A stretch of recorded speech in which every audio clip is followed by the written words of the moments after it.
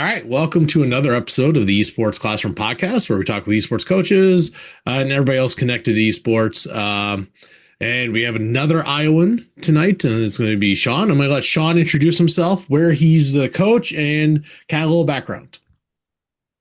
Hey, I'm Sean Mignagaray, and I'm the designated Esports Coordinator at Liberty High School in the Iowa City Community School District. Um, I was a volunteer coach over at Kennedy High School in Cedar Rapids District last year. And then I was kind of offered the entire DEC position at Liberty, and that's how I kind of got in the swing of things. I think I started as a volunteer my first time, and technically, even when I came back to Ames and started the program there, it was unpaid volunteer kind of thing. So you were with Jason Lester at Cedar Rapids Kennedy, right? And we just had Jason on. I just talked with him a little bit ago. Knowing Jason for a while, being part of the Iowa League for, since the last 6 years. So what games were you coaching when you were at Kennedy? And then what games do you coach now? Yeah, I was brought on. I'm a paraprofessional, Right? and I was so I was just sitting there. We were talking, and one of their assistant coaches over at Kennedy brought me on. He's like, "Oh, you play Overwatch?" And I was like, "Yeah." So I used to play on teams competitively a little bit. Not anything like super good, but I was for fun playing on teams back during the COVID downtime of our lives, and so I brought on. He's like, "Hey, we have too many kids this year. I think we're gonna have a JV team. Not too many kids, but it's not a bad problem to have. Never. But not enough playing time for varsity. We're gonna have a JV team." And he's like, "Hey, I would love a second, adult in the room." So I'm like, "Yeah, of course. Like, I love this." So I was kind of the unofficial JV coach, which was a ton of fun. Our team went like undefeated, so it was a fun time. Um, and then now I'm in charge of everything, and I started out by myself this school year at Liberty. Um, the program was already going, but the person doing it was just too much of a time commitment. Yep. Which is kind of the name of the game, and so they handed it over to me. Just kind of recruited, I guess, in a way, which is pretty cool because you don't really think of it that way, but that's how I got to where I was. And so I'm coaching this year or last year at Liberty. They were previously doing Rocket League, Super Smash Brothers, and Mario Kart. So the two Nintendo games plus a PC that can kind of handle Rocket League, but Yep. you're just buying controllers. They don't own any PC equipment, like keyboards, mouse, peripheral, stuff like that. They're not really committing to that side of things. So they had those three things. And then I decided to come in. I knew when I came in, we got to play Overwatch at one point. Like, it's a matter of this year or next year. It's just we got to get there. So we started fundraising and asking for funding from other pockets of the district, and we bought like six sets of mice and keyboards and headsets. So we got those in just like 2 weeks ago.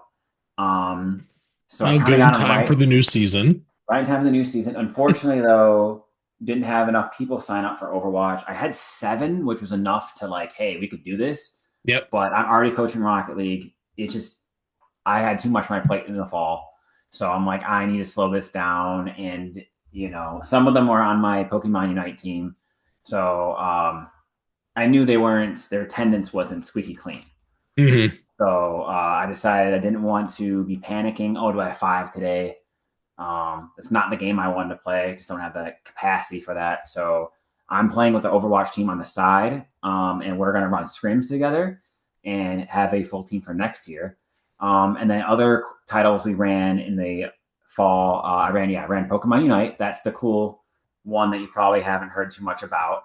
Yep. And then I plan on doing Mario Kart and Valorant in the spring. So we're trying to compete in 5 titles officially, but like we're still running an Overwatch team. So I'm pretty much coaching 5 this year, but I'm hoping to have some more staff come in for Yep. our other teams. And it is a thing once you're, especially even though you're at a bigger school. For those people who don't know, Iowa City Liberty is one of the bigger size schools in our state, similar to Ames in size, probably around 350, 400 kids per graduating class. I'm not sure about Iowa City Liberty. I know when I look at say High and West, the other two high schools in the Iowa City School District are about the same size as us. And the thing I know with Iowa City is that West had the esports team the longest, right? And I even know that happens in some of the bigger districts where they let one of these high schools try it out before they want to roll it out to the others to see if there's a lot of interest. And I guess you have interest. It's now a matter of getting them kids really on board with what is esports. And then also you kind of trying to find another coach, because I'll say that's a problem I had when I came back to Ames. I was trying to find another coach because if it's just on me, oh, that's horrible because I'm going to be sick some days. You know, my first season when I got going at Ames, there was a day we had a match and I didn't have another coach, and all of a sudden I had a COVID hit me. Like I was in a meeting midday, and all of a sudden my heart rate's like doing 120 while I'm sitting down. I'm like, I'm not sure I'm making it to the match today. I think we just got to move it on. So that is a fun little growing pain to have. Is I'm sure you'll probably find somebody, whether it's another teacher in the building or someone else connected, that would be a willing coach, hopefully who knows some gaming and knows some things, or just wants to hang out. Yeah, that's one of the difficult things. I reached out to my I didn't like just taking things over, and it takes a while to start going.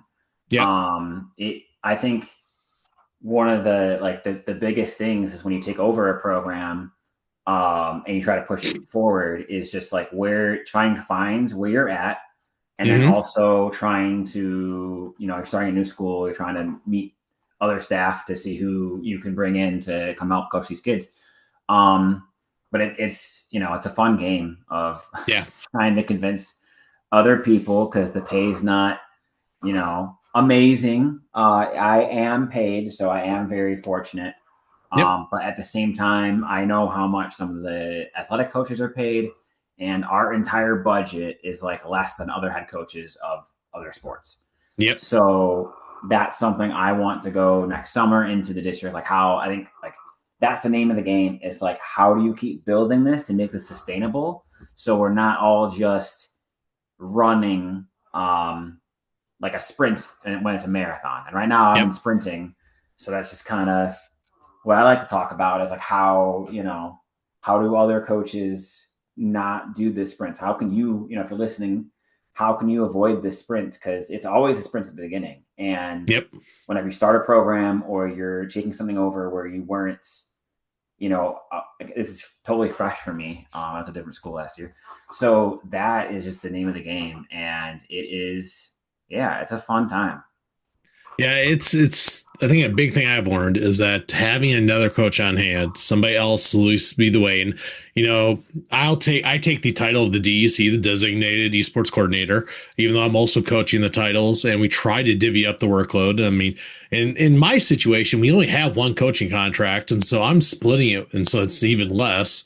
But it's something. And I'm always going to be pushing for more as we get more and more kids involved. And, the big thing I think you hope to do that this summer is you showing how many kids are involved in this and these outcomes. I've had to really push like, hey, here's not just what they're learning to do in here. Here's how this is setting them up for success and what opportunities this creates for them beyond high school. Uh, and you, luckily, I guess, in a district your size, you have Iowa City West, who has done this for a while. Does Yeah. City High have esports yet? Yeah. So, West thing got in it before Liberty. Liberty, we're on Yep. our third year or third Rocket League season, I think. Um, we're 1 year younger than Kennedy, I believe. Right. Yep. I think if you just, So, um, West just does Mario Kart and Smash, and then City is the opposite. They have a bunch of PC titles, and they haven't really dived into Nintendo. I think this might be their first year, Mm, but they had a bunch of tech issues. yeah. So anyone Well, not familiar with our district, I wasn't until like 6 months ago. Didn't know too much about them. I didn't know there was a school in Liberty until I moved here last year. yep. I used to be a college student at the University of Iowa, and this town is just growing substantially. City High is the old, very old building. West is in the suburbs. It was built later in the 1900s. And then Liberty is 2017. So Yep. we are spoiled in many ways. We've still hit a bunch of walls, but like we have like 12 ports that can all connect to switches.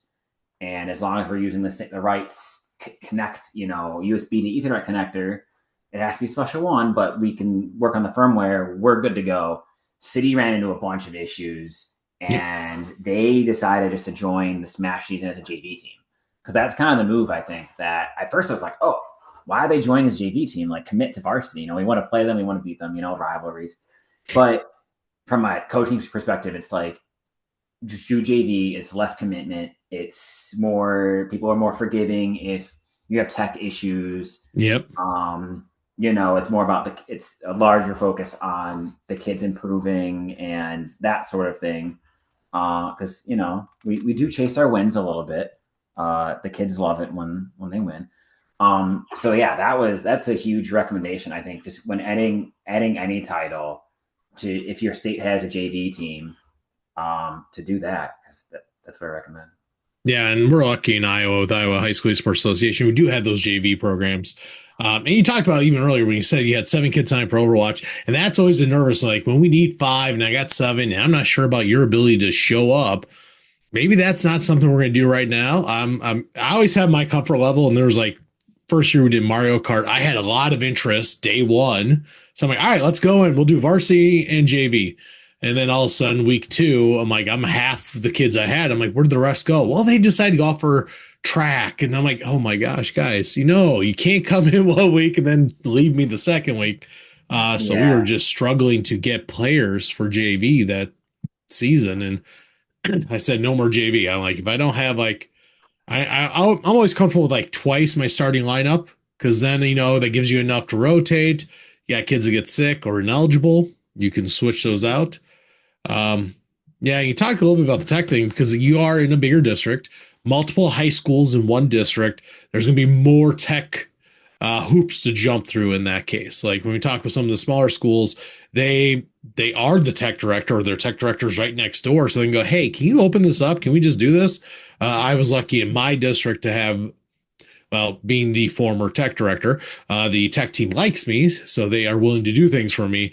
But in bigger districts, I know when we talk about network security and all that, they're going to put more hoops in the way, especially with Nintendo titles, because Nintendo is horrible online. And then Valorant, with Riot and their anti-cheat, there's a lot more steps with that too. Um, it's all the tech, the unfun stuff that not a lot of people think about with esports. If unless you've been in the room during a competition, you have to think about all those things you have to go and do. So thinking about, you were Coach Kennedy, now you're DEC. What are those biggest things that you've taken away or learned now in your time as the coordinator and starting the program at a new school? yeah, just taking over the program in the new school. Honestly, it's so many hours, and I knew that last year. Like I Yep. understood that. Um, we just had 4 coaches last year, and since we had 4, we divvied it up, and then I didn't even have an official head coach position, so we 4 people are able to cover a lot of ground. Yep. Um, and they're in the swing of things a little longer. I do have like the old person is in the building, and I still go to him, but I feel bad.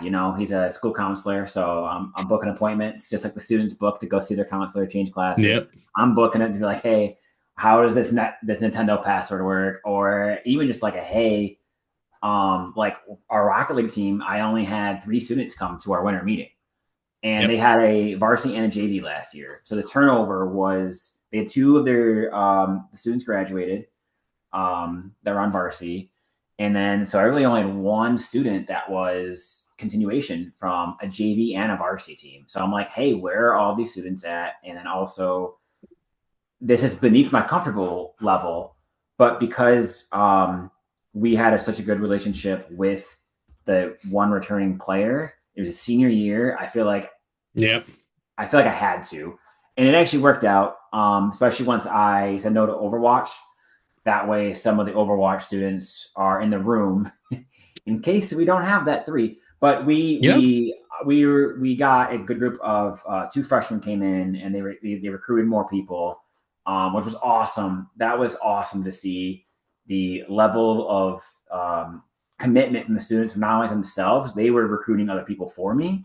Which when you're running, I'm trying to run 6 titles this year. I do have a coach bringing in, I think, from Mario Kart. Mm-hmm. So, but still, like I did all fall pretty much by myself, trying to take off as much heat from the person running it before, because they're giving it up, and they're not getting paid for this. I offered, but he rejected my offer. But so it's like I'm trying to keep everything off him, trying to do as much as possible. And then I am crazy, and I'm going back to school to get my bachelor's right now.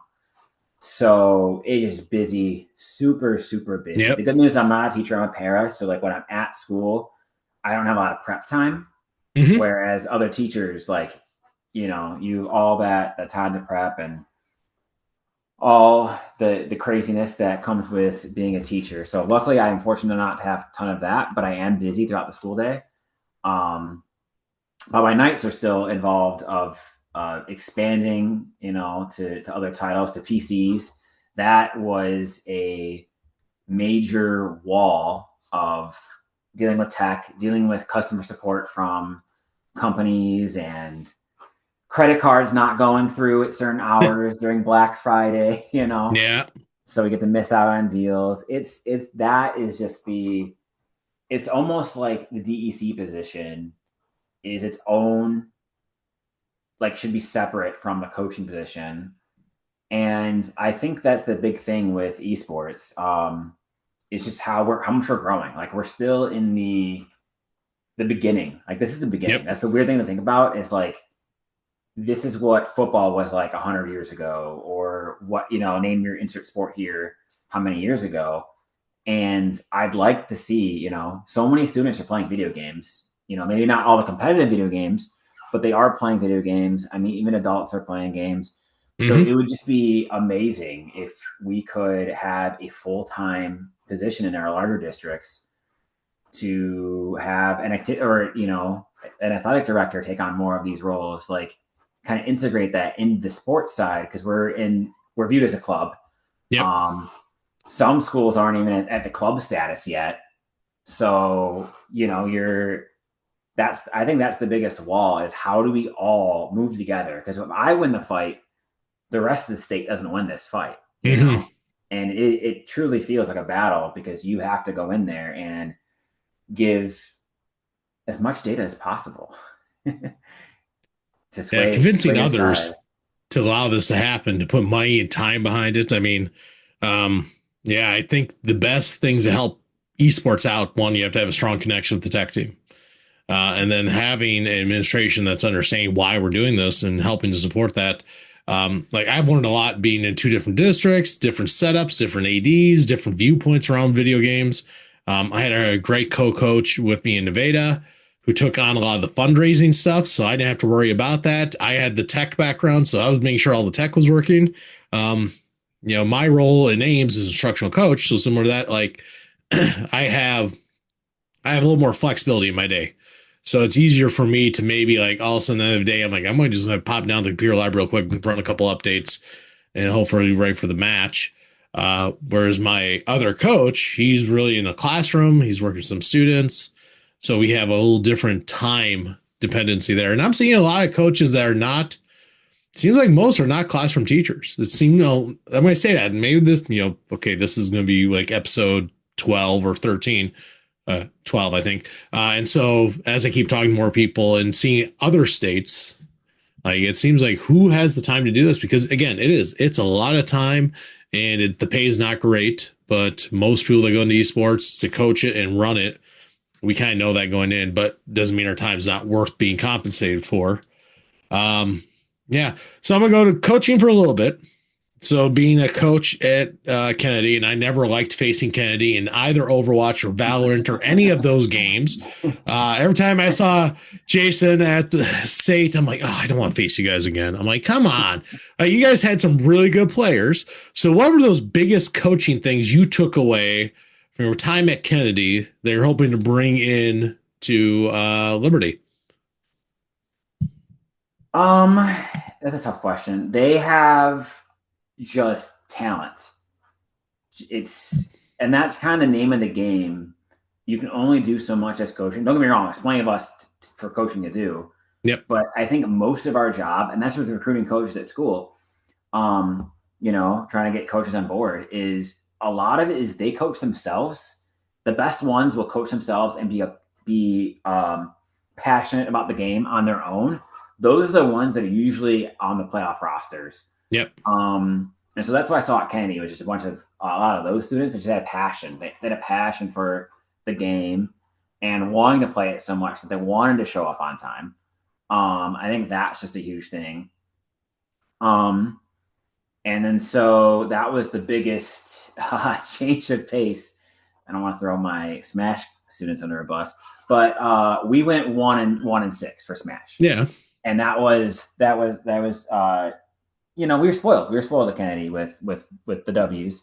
So ironically, though, the only team we beat was Kennedy in Smash. That felt good. Sorry, Jason. No, Yeah, that's that's one of those ones you're gonna hang for a while, right? Yeah, I thought about wearing like my Kennedy Esports jersey that day, but I didn't want to like be weird on the kids because so many people in the building don't even know we have an esports team or what they are. They're like, does that go the whole year? And I'm like, no, we're basically like athletic seasons, except we have with basketball you have 5 students. We have 5 as well, but they can play the whole time. You don't need subs for basketball. And other games like Rocket League are 3 people, and they go they play just like the regular seasons do, fall, winter, spring. So, but yeah, going back to what did I take from Kennedy is, I think I took the passion, just the being there, the mentality that you still show up even when the kids drive you crazy. Sometimes the kids drive you crazy. Hate to say it, hate to be that guy. I love what I do. I have so many good moments, but there are a few moments that you're like, is this for real? Are we serious right now? Because you see behaviors that you see during the school day, and you're like, no, we're having fun. Like, we don't need to repeat some of these behaviors that you're doing when student doesn't want to do their math homework during class. It's like, we don't need to be doing this after the bell rings. So I think that is my biggest takeaway, is I just push through. Even without that. And then also just appreciating having a team. Like, I do have someone on board for the spring.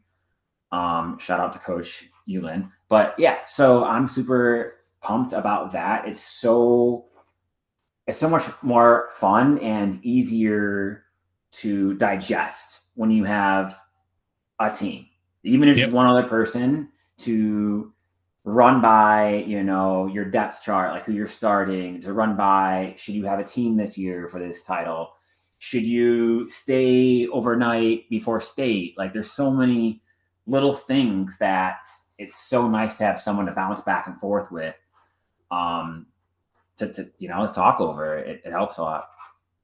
Yeah, I like I said, and sometimes that team is going to be alumni. I mean, kids who graduate and coming back to help coach.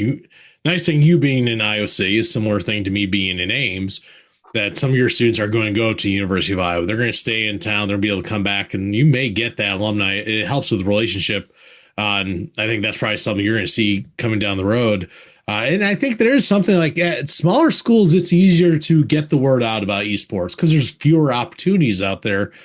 Talking with Austin Litch, Bellman Clemmy, he was talking about the fact that when they went to state, they had the cheerleaders did their own cheer for esports. I'm like, that has never happened for me. I'm like, that is not something I even thought was going to happen. And you doing this, I'm like, that's a big school, small school difference. We're fighting the fact that we have a billion different clubs and activities and sports. You're competing for time. I got a lot of players who are like, well, I'm at esports till 5:00. Then I got to go to soccer practice from 5:30 to 7:30. I'm like, okay. My friend just sent me a TikTok. I don't have a TikTok, but my best friend sent me a TikTok last week, and the students like come in, they're screaming, And I'm like, oh, that's cool. I'm like, why is he sending me this TikTok? There's a gym full of students cheering for their esports team. I Yep. think it was Rocket League, and they're like the whole like it felt like a playoff game. Um, like it was insane. It was the whole gym, like three sides. All these students were there, and I was like, that is insane. That is goals. That is Yep. ultimate goals for any school in the nation. I want to be that school. We're not there yet, but that'd be I insane. think I might play it next year. Homecoming. I might find a go kart that looks like a Mario Kart and just like put a Donkey Kong costume and go in there. Hey, something like that. That's gotta be something to do. All right, I'm gonna give you time. Was one big win you've had? Like this is like why we do esports. This is why I put all this time and effort into this. Yeah. I can't say much, but I have a student that doesn't he just there's a student in our school that doesn't talk at all during the day. Mm, And esports, he just connects with it so much that he not only started talking more each week, but he kind of became our IGL. For anyone at home that doesn't know, that's the in-game leader and our shot caller. So he's calling the plays, and my staff didn't believe it. My administration could not believe it, and I was like, "Yeah, that student's like," and I did it like, I did it for him because we ran a bunch of tech issues for Pokemon Unite at first before we figured some stuff out, and I had to spend a bunch of my own money. I didn't have a budget at first, yep. so yeah, $200 later, I was like, I'm doing it for him, and he got a lot out of it. So, um, I think 70 students are interested in playing this year. I don't know if we'll see 70, but we have about 30 so far this year. So, um, yeah, like those other 29 are also super important. I do it for each and every single student. But that one really sticks out to me of why we do this, Yep. because even if we're doing it for one student, we're changing one life. However, like how much could money be worth if we're changing students' lives? We're making them view this place, as not just this place they hate going to, and actually going, oh, I'm going to school today. I'm so excited. I don't want to miss a match day. I need to get this in. I need to get my grades up. Those are my wins. Yep. Yeah, that's great. I mean, the kid gaining confidence in something that probably wouldn't have happened outside of this. I mean, especially if he's not going to go out for like football or activity, but esports being that thing to connect to them, to give them a place to exist and be who they can be. I think that's always going to be the driving force, right? All right. Yep. Anything else we didn't talk about that you wanted to share before we get to that last fun question? Um, yeah, I think a couple things, if you don't mind. No. Yeah, just the most important thing when it comes to coaching for me, the most important thing is culture. Yep. And that's like what I would say to like my admin team, if given the floor, or other schools looking to add esports programs, is just the culture. That's the number one thing you need to work on in the room, is like no negativity, good vibes, focus on self-improvement, um, helping the team out as a whole, but also focusing on improving your own self. And then my own personal motto is, I'm a big believer in lag. So that's something I tell Mm-hmm. my kids, something I tell my family and friends. They'll put in the effort to change their life in some way. And I'm just a big believer that there's some lag to it. That big things will come your way later, that they're not always just right away. Just got to keep your head down, keep working hard, Yep. and good things will come. I would agree with that entirely. All right, so we'll get to the last question. What video game are you currently playing, and what's your favorite video game of all time? I'm not playing much right now, just between school and the DC edition Yeah, that plus pesky work. adulting getting in the way. Yeah, Yeah. it's been rough. Sometimes I find myself falling asleep. At the end of the Yep. work day, and it's 11 p.m. I'm like, oh, I need to go to bed. So, but the MLB The Show was just on sale for $10 on Nintendo, so Yep. that I can play baseball on my couch. So that's what I've been playing all time. Um, I played competitive Halo back in the day. That's kind of how old I am. Yeah. I was Wow. old enough for the Halo scene. So I'm just a big fan of the good old Halo days. Yeah, and that one is actually coming to PlayStation. Yeah, yeah. I don't know if it's gonna be That's good. weird. That's I'm not sure I like that. It's wrong. It seems wrong. Maybe because I own Xbox, that's my favorite console. I mean, Uh you have Sonic on Super Smash Brothers. Like yeah, that's 30 still years just weird to ago, me. that's weird. Yeah, Times I change, had I guess. that's the best part of video game. Things change. So, all right. Well, thank you for being part of this, sharing out that stories and everything. And hope everybody's taken away from this. We'll have more episodes later. I got some more people lined up from other states and even some players lined up. So thank you.